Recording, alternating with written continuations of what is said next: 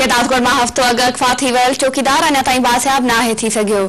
तफ़सील ॿुधाए रहियो आहे मेहरान टीवी जो रिपोर्टर ज़मीर खरल। जी ज़मीर, छा तफ़सील आहिनि?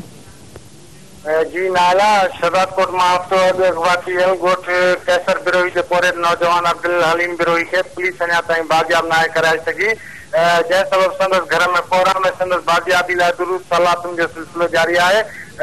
संदसि भेणनि अमर ऐं ॿियनि अज़ीज़नि रोई रोई हाल विञाए छॾिया आहिनि ऐं पाक किताब लोडे मगवीअ जी बाज़याबी लाइ दुआऊं घुरियूं कयूं आहिनि।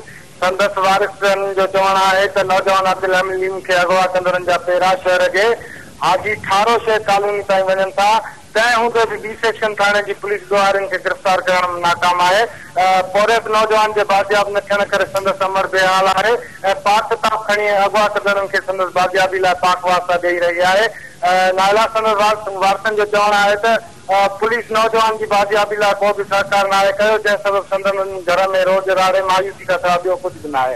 हिननि चयो त नौजवान की बाज़याबी लाइ हिननि इलाइक़े में क़ुरान पाक पिणु घुमायो आहे, तंहिं हूंदे बि नौजवान बाज़याब नाहे थी सघियो।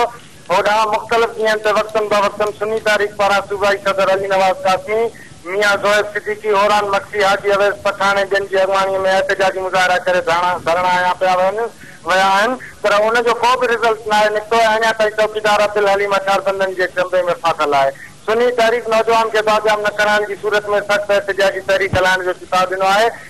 यादि रहे त नौजवान अब्दुल हलीम बिरोही शाहदादकोट टेक्सटाइल मिल ते मशीननि जी चौकीदारी कंदो हो ऐं हफ़्तो अॻु खेसि ड्यूटी दौरान अगवा करे हथियारबंद खंबे खणी विया ऐं सुबुह जो घर न पहुचण ते वारसनि जात खां पोइ